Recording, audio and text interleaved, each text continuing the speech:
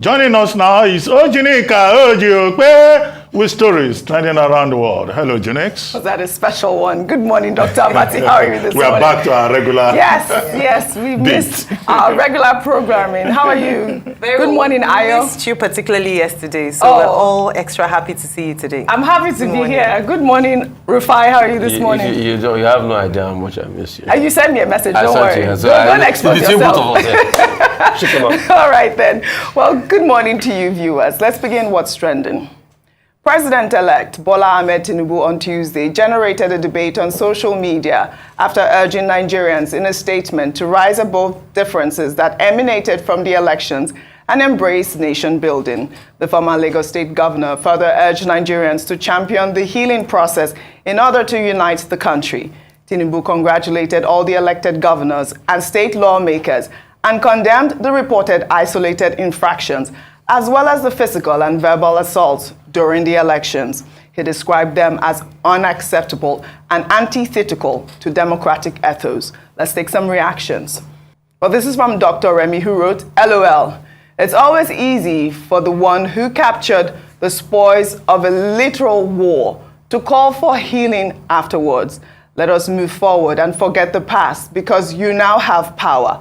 Well, Inibehe Effiong wrote, healing from what exactly?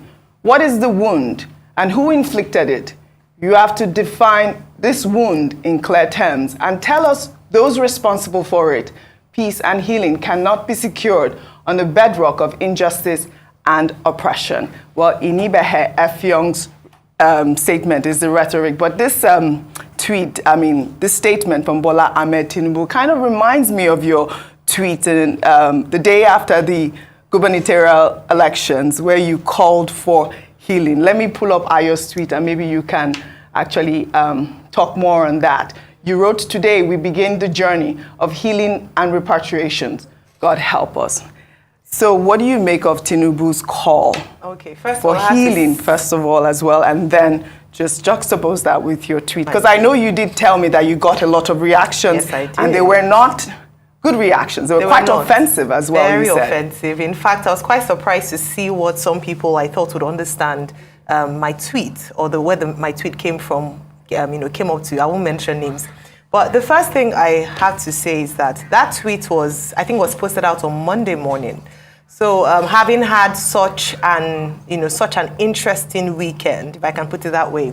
But let me start first of all, and it was made before the president-elect made his statement around healing and condemning the ethnic slurs and the division over the weekend. First of all, I'd expressed my thoughts during the newspaper review, aligning with what Mr. Feni said in terms of the fact that whilst this was a very important speech or statement to have made, it should have been done during, not after. This is after the fact, as some people would say. It's a statesmanly statement. However, unfortunately, things have already happened.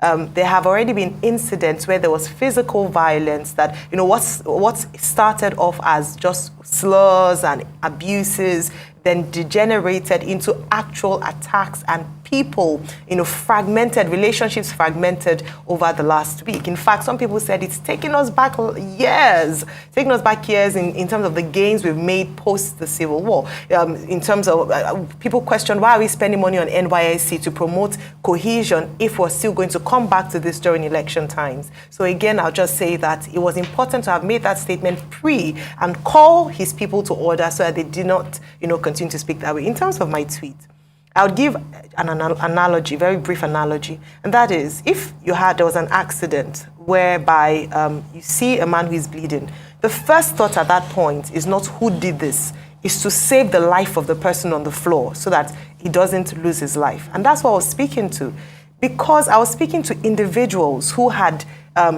destroyed relationships, neighbors who had become enemies, family members who had cut off speaking to each other. And the fact that having done all these things, we now begin to repair those relationships, begin to build, because at the end of the day, whether you are for or against the results of the weekend, what we all want is a Nigeria that works. We all want to build a nation that is one, a nation that stands. And so that's what my tweet was about, in terms of we need to begin to work. And sometimes when you're doing something or saying things, you don't remember the repercussions of the words that you have spoken or the actions you've taken. Well said, Ayo. Well, in the meantime, the governor of Anambra State, Professor Charles Chukwuma Soludo, has congratulated Bola Ahmed Tinubu on his victory in the February 25th elections. In a live broadcast, Soludo said Anambra was ready to collaborate with the federal government to achieve a high standard of development in his state. Soludo also urged Tinubu to release the leader of the indigenous people of Biafra, Nnamdi Kanu, affirming that Kanu is a crucial stakeholder in the realization of sustainable peace in the southeast region. Let me also congratulate the president-elect Asiwaju Bola Ahmed Tinubu for his election. One critical issue that we must draw your urgent attention is the issue of systemic insecurity in the southeast. While our efforts with the security agencies are yielding significant results, we believe that sustainable peace and security will be enhanced through wider non-kinetic engagements with all critical stakeholders. And hereby request our President-elect to please release Mazen Nnamdi Kanu immediately after swearing in. That is, if he is not released before then. Well, Charles Chukwuma Soludo has joined those congratulating Bola Ahmed Tinubu. He also called on INEC to up its game as well. Dr. Bati, what do you make of both stories? Well, I mean, there's nothing to argue about here. Just the governor of Anambra State congratulating the president-elect. Don't forget that in a statement that he issued, a part one statement that he issued before the election, he had predicted that the election will be won by the two major front runners, in which case he was referring to either Tinubu or Atiku. And some people have said, well, he seemed to have predicted right. But the important thing, two things. He talked about the need for reconciliation. He talked about the need for restructuring. He talked about the need to strengthen our electoral processes. He talked about reform in such a way that citizens' political participation in the democratic process can make more sense. And this is more or less what everyone has been saying, that look, there's a lot of work to be done. And he pledged that, Anambra State, under his watch, is ready to work with the federal government and the president-elect to continue to move the country forward. So largely, a very optimistic, positively tuned statement, because somewhere in that statement he was saying he has great hopes about the future of Nigeria. So contrary to the kind of pessimism that we see around. However, he also talked about certain issues of interest that are local and maybe also national. One, security situation in the southeast. Well, he as a governor of Anambra State will of course not overlook the fact that there are still security challenges in the southeast. And he wants the president-elect to address that. Yes, not just in the southeast, everywhere. After all, before the election, one of the issues that all the candidates addressed at the federal level was the issue of security. Two, he called for the release of Mazen Nnamdi Kanu, and he's been consistent in that regard, saying that, look, Mazen Kanu should be released. Nigeria should not follow the route of saying, only the courts can determine the case. And even the Igbo elite, have also asked for, some kind of political solution to the Mazen Nnamdi Kanu matter. And number three, he said, with regard to the elections that were held in Anambra State on March 18, that, his party, APGA, popularly known as APUGA, will challenge some of those results. And he emphasized the need for anybody that is aggrieved not to take the law into their hands, but to go through legal and constitutional means. So these are just, nationalistic, statements to douse tension and to give people hope. And at the end of the day, he says, let's work together. Let all of us work together. So he, you could say, is one of those persons who think, look, Nigeria has decided. So it's time to move on. It's time to heal. It's time to face the bigger issues. Others may well disagree with him, but that is his position.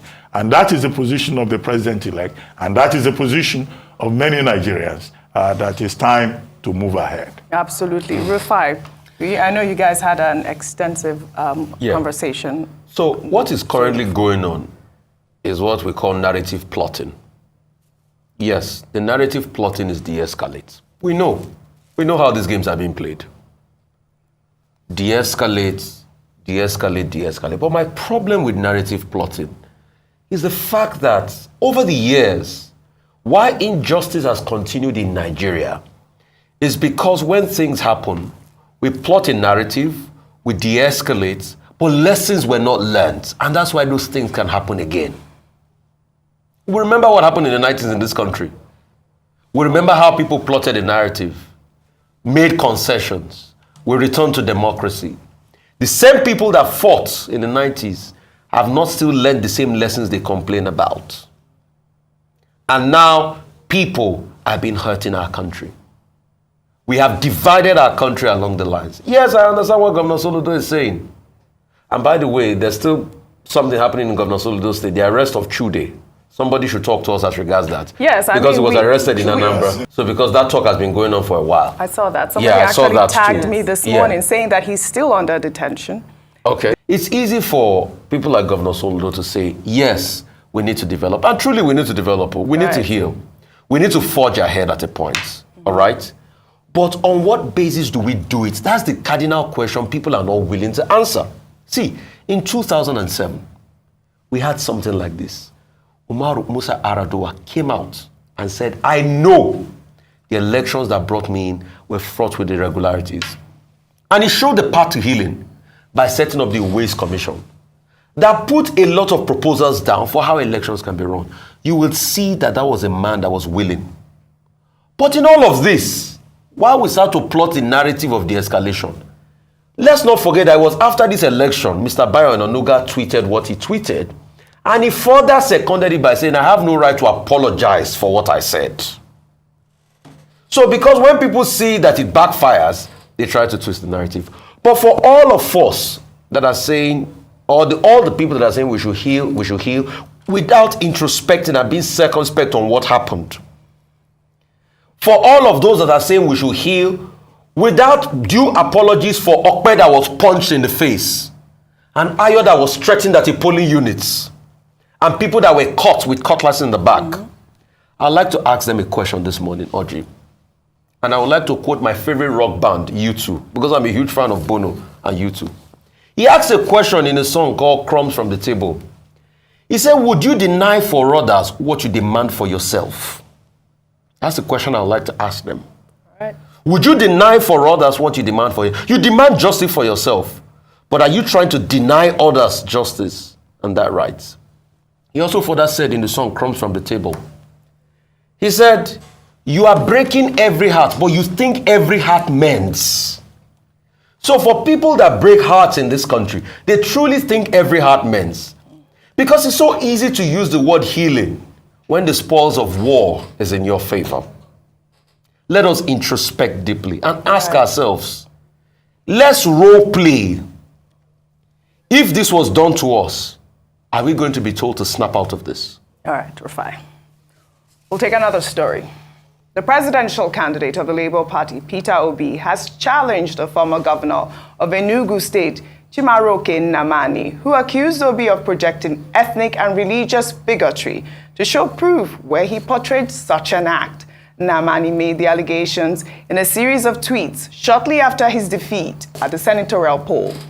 Nnamani accused Obi of using his devious opium served to Christians and to Igbos domiciled in different sections of Nigeria to set the political trajectory of the region 24 years back, and also alleged that Obi used the message of hate, bile, and incitement to subjugate the people of the Southeast.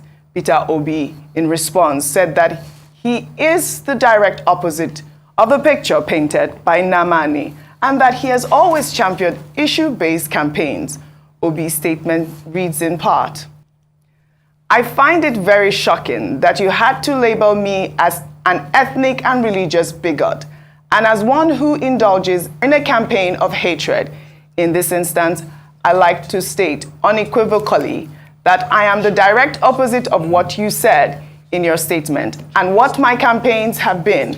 I want to believe that my dear older brother must have mistaken me for someone else, because in this campaign, I have consistently championed issue-based campaigns and maintained so, even using illustrations and data to buttress my position, to the extent that I have been accused of using data wrongly, and media houses had to create fact-check desks just to monitor and address issues I raised during campaigns." For that one, he got that right. Yeah. You know that was Peter Obi's rhetoric the whole time.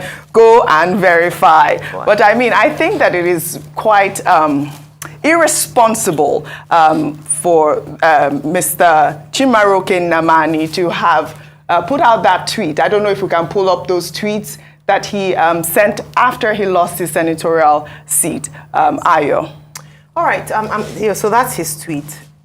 It's very easy for one to read the litany of tweets by Senator Chimaroke Nnamani as just rantings of a sore loser. It's easy to see it that way. Because, and I'm glad that Mr. Peter Obi responded to the series of tweets, because Senator Nnamani projects himself as a banner and a statesman and says that he's a leader, particularly from the Southeast. However, his statements or the things that he has said and his actions have not been statesmanly. When you make allegations or you say things that are heavy, like what he's accused Mr. Peter Obi of doing, it is important that you come with facts. And then, unfortunately, he came to, or he's speaking to someone who is a fact checker, so he verifies facts himself. One thing I have to say, for the records, is that one of the things that a number of observers praised Mr. Peter Obi's campaign for was his not using or attacking the person, but an issue-based campaign that he ran. People said, oh, you were going to places, you were going here and there, but we saw the opposition do even worse. And following that, I mean, Lagos State example is one. The Lagos State governor, after they had accused Mr. Peter Obi of going to churches, who then became a church greeter at the end of the day. These are examples that we see and we think, okay, you cannot accuse one man of doing something and then you go on and use the same strategy because it was not. But it's the people who are saying that this is, it's not for people like you. Don't go home if you're not from this, if you're not going to, from this tribe, if you're not going to vote, are the real people that Senator Nnamani should be speaking to. And you made that point, really, because I'll take some reaction. Let me take just one from Sandra, who wrote, there's only one candidate that said, Emi Lokan, Yoruba Lokan, and topped it off with a same faith ticket. That candidate ran on entitlement, ethnicity, and religion with his full chest. That person is not Peter Gregory Obi. Well, this whole conversation is coming as the chief whip of the Senate, Orji Uzor Kalu, on Tuesday, said that it is his turn to become president of the Senate in the 10th National Assembly. While speaking with journalists, Kalu said that he is the highest ranking senator from the Southeast and therefore deserves the position. If we practice true democracy, I should not be in contest with anybody in this position. Because apart from the Senate President himself, Deputy Senate President Mogege, the Senate Leader Gobe, I'm the highest ranking member of the Senate. The Nigerian people will pray for me to be Senate President because it is my turn. Well, all right, Dr. Abati, really quickly on this story. Okay, two quick things here. First, Mr. Peter Obi, he seems to have mastered the art of issuing rebuttals without being offensive. I love it. Because if you look at that his statement in which he responded to Senator Chimaroke Nnamani, a former senator representing Enugu East, who lost in the recent election, he must have used the word my brother, my elder brother, my dear brother about 4 times. I knew you were going to pick on that, yeah. And after debunking all the allegations against him about being a religious and ethnic bigot, which he says he's not, and that he was preaching about character, competence, compassion, and that in any case, it wasn't only Igbos that voted for him, that non-Igbos voted for him everywhere, where he took his message to. And he thought that Senator Chimaroke Nnamani may have mistaken him for someone else. Such very polite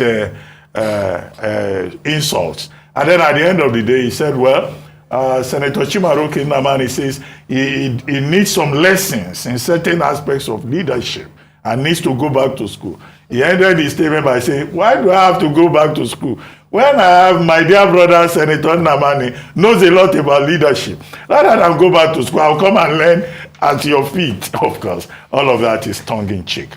But he was able to make his point. However, I think in this matter, you, Assad, must prove. If you want to push Mr. Peter Obi further, you will tell him, well, sue Senator Chimaroke Nnamani for defamation. Because he has made claims about you that you say are not true. He even called Peter Obi, he referred to him as Gringori. I thought he was going to call him Gringori or Kafo. Gregory. But he said, no, he said Gringori. That's what he wrote, which is also like, a slur, almost dismissing him as a comedian, But what we can just appeal for is that, look, political leaders, people that people look up to, should just try to be very civil with one another. You see there, Peter Gringori, playing with his middle name. How he has set Igbo political tragedy 24 years back. Not many people will agree with that. If anything, with the obedient movement, he has further promoted, not just Igbo interest, the interest of those who want change in Nigeria, because he consistently said he's not seeking to be Igbo president. He wanted to be president of Nigeria. Right. To go to Senator Oji Kalu, the chief whip of the 9th National Assembly, where he says he wants to be, Senate president, and that in fact the Senate presidency should be brought to Igbere, his community in Abia, and that he should be brought to his family, because as a ranking senator, it is now his turn. Yeah. Emilokon. So this Emilokon is a confirmation of the nature of Nigerian democracy. Nigerian democracy is turn by turn. It's turn by turn. I hear now that, in fact, one developing scenario is that when people see a beautiful lady, they just call her and say, my friend, you look good, Emilokon. It's my turn. Okay, doctor. So that is what you get, but this turn by turn should not be the emphasis, particularly in political leadership, in public service. The emphasis should be on service, should be on capacity to deliver. But the APC has not yet zoned the offices. We are hoping that the leadership of the 10th National Assembly of Nigeria will be on the basis not just of a political advantage, but on the basis of competence, of ability, of readiness to serve Nigeria. And that 10th National Assembly will not turn out to be another rubber stamp assembly. All right. We'll take another story. In the wake of the rhetoric from certain quarters in Lagos State that the state belongs to the people of Yoruba extraction, the Ooni of Ife, Adeyeye Ogunwusi, has declared Quilombola, an Afro-Brazilian settlement in Brazil, as Yoruba territory. The colonization ceremony took place on March 19th in Quingoma community, which is popular for housing Yoruba people who were enslaved and forcibly removed from their base in Nigeria during the era of the slave trade in Africa. The monarch said the recognition of Quilombola as Yoruba territory is another step in the fight for respect of African history, and that the move will help preserve the rich and robust history of Brazilians and Yoruba people. Well, this whole conversation, Rufai. I'd love for you to talk about it, but I want to play a video of Dino Melaye. He raised the alarm that thugs of the All Progressives Congress will invade Abuja in a video now making the rounds on social media. The video was made in the wake of the declaration of Bola Ahmed Tinubu as president-elect. As I'm speaking with you, area boys in Lagos are already relocating to Abuja. There's excitement in the highland. All the bad boys, the area boys, are already planning to move to Abuja, where their grandmaster is relocating to. And I want to say, very soon you will start seeing snatching of bags, you will see snatching of phones, you will see breaking into people's cars, because area boys will invade Abuja. Marijuana will become very popular. Drugs like cocaine, heroin will be sold like pure water on the streets. And people like MC Oluomo will relocate to Abuja. And NURTW will now also take over the metropolis of Abuja. We should not allow that to happen in a sane society, in a civil society. All right, this is what we see. I mean, I don't know how funny that is with the Oni of Ife actually colonizing that territory, calling it the Yoruba territory. I think it just did that, but also, because of culture, to appreciate the culture of the Yoruba people there. But they can't colonize the territory. That's not possible. So are you saying you are going to go and collect the taxes from that area in Brazil and be paying it? No, you can't do that. I mean, it's just for the cultural interplay, and I understand it. There's a particular state that's in Bahia, in Brazil, where you have a lot of people of Yoruba extraction that were taken during slavery and the likes and all of that. So I see the cultural interplay, but you cannot colonize the territory that is Yoruba because you don't have the constitutional powers. That area is still under the country called Brazil, and they have their laws. So I think, but if it's cultural exchange, I get the fact that there are a lot of Yorubas dominant there. Coming to Dino Melaye, it's shocking that he said that, but it's sort of like a prediction. But it's just been hysterical that thugs will invade Abuja. But the question we should ask is, didn't thugs invade Lagos during the elections? Is it fair that in a society like Nigeria with Nobel laureates and intellectuals, we are coming on TV to talk about thugs beating people up on election day? So even if we are saying Dino Melaye is hysterical, but for the fact that we're not even to nip in the bud, this thuggery going on, this threat on people's lives, then it looks as though they have power. We've forgotten in a hurry because we are so quick to say, let's move on.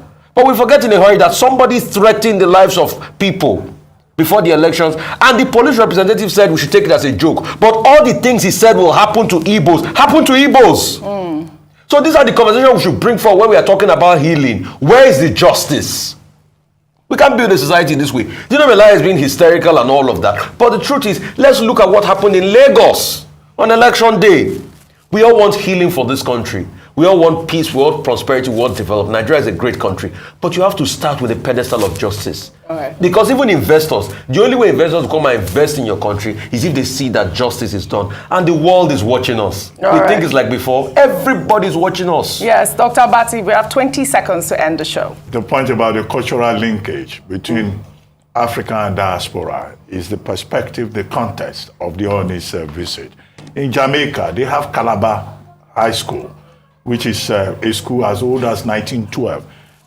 Originally Calabari High School, but changed to Calabar. In Jamaica, they also have a place called Bekuta, which is named after Abeokuta. So we have this shared heritage that people like the Oni of Ife continue to promote. All right, then. But thank you very much. Thank you. I wish we had more time. Thank you all for your great analysis as always. Well, that's all I have for you on What's Trending today. I'll see you all tomorrow.